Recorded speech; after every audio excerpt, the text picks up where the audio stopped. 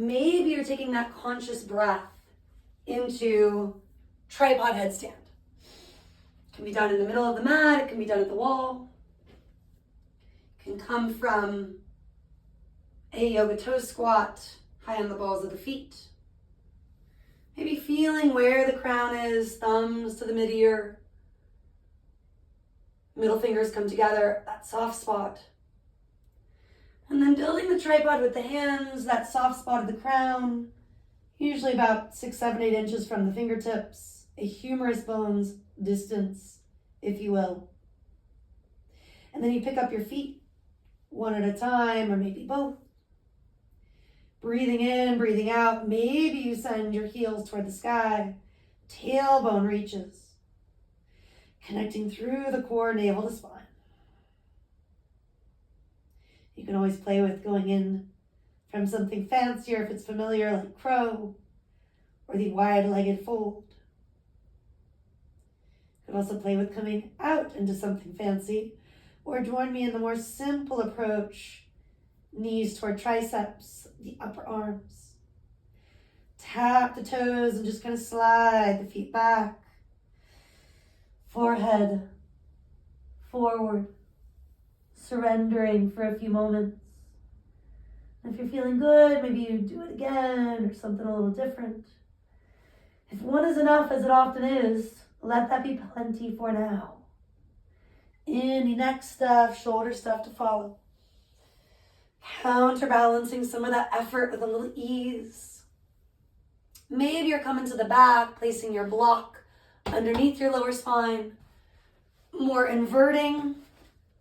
Again, less stira, more sukha. Less effort, more ease. And perhaps this is where legs start to fall wide. A little more external rotation. And done with lots of ease. 5, 10, 15 breaths to get toward 2 minutes upside down, especially if you didn't get a long stay in headstand or no stay. Never feeling rushed, but coming back through a back bend eventually.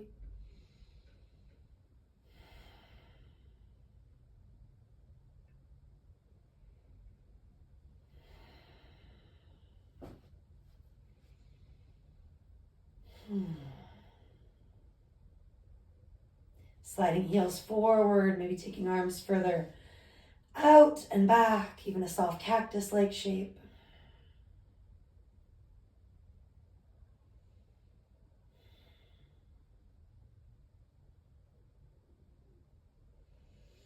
And only when you're ready will you release all the way down. Take a few windshield wipers.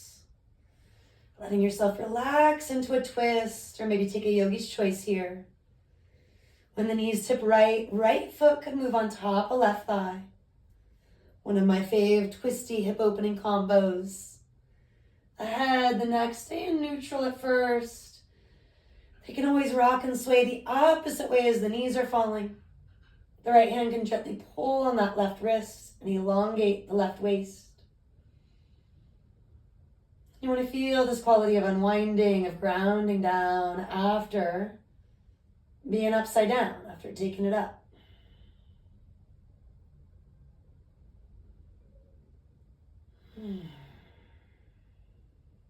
Noticing the energetic quality that you feel from these different shapes.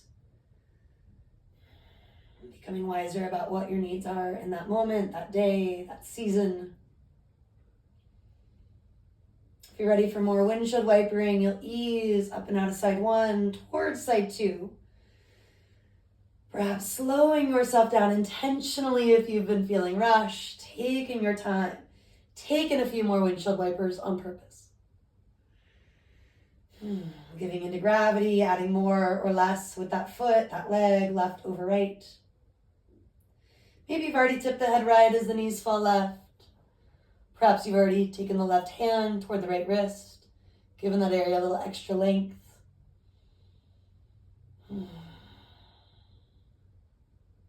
If you're doing something else, enjoy it. Side 2 could really feel like a different body. Give yourself space and time so you come back toward balance. Maybe not completely, and that's okay. Letting good be enough. The idea of perfection is overrated.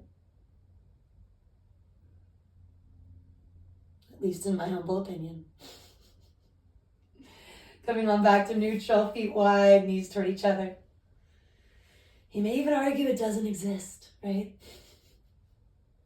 A few moments to rock and sway your way into what feels comfortable, but also maybe a little confrontational to the outer upper thighs.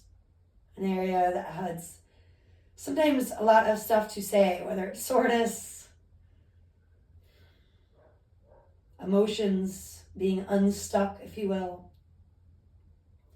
Let that stuff up and out when it needs to flow. Maybe a sigh or two to help. A horse breath, if that feels good.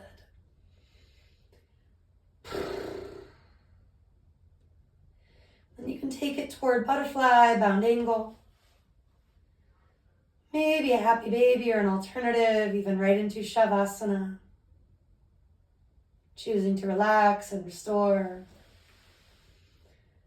To really receive the benefits of your work.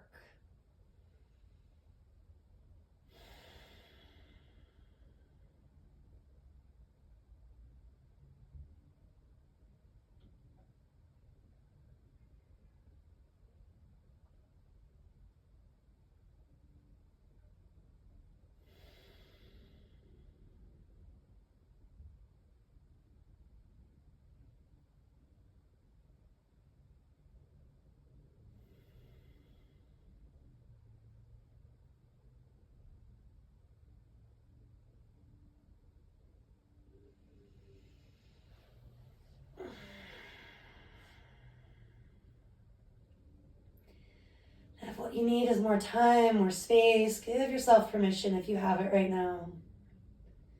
If it is time to move like it is for me, go slow, rolling over to one side for at least a few breaths. Feeling that calming, grounding energy you've created for yourself. Root and rise, bring it up. Sitting tall, Sukhasana, Virasana. Maybe use the wall or any sort of throne. Eyes open or closed, find a steady gaze. After a few breaths being here, you can always recross, emphasize the physical balance first, and then feeling that on a deeper level from there. Reaching up. Slowly join the palms, drawing that energy down past the mind's eye, past the lips, your throat, to your heart center. Pressing your finger pads or your whole palm, broaden across the collarbones. Do consider shrugging, releasing once or twice. Feel that balance you've been creating. Let it make its impression on you. And then if you'd like, we'll close with one round of the Om, a universal mantra of healing. Lick your lips, swallow. Deep breath in.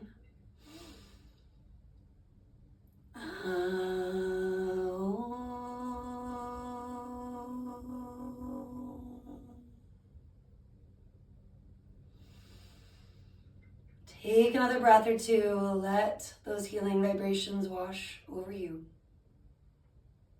Inhaling. And perhaps bow your head, exhaling. Honor yourself, honor each other, and do honor this practice. Namaste.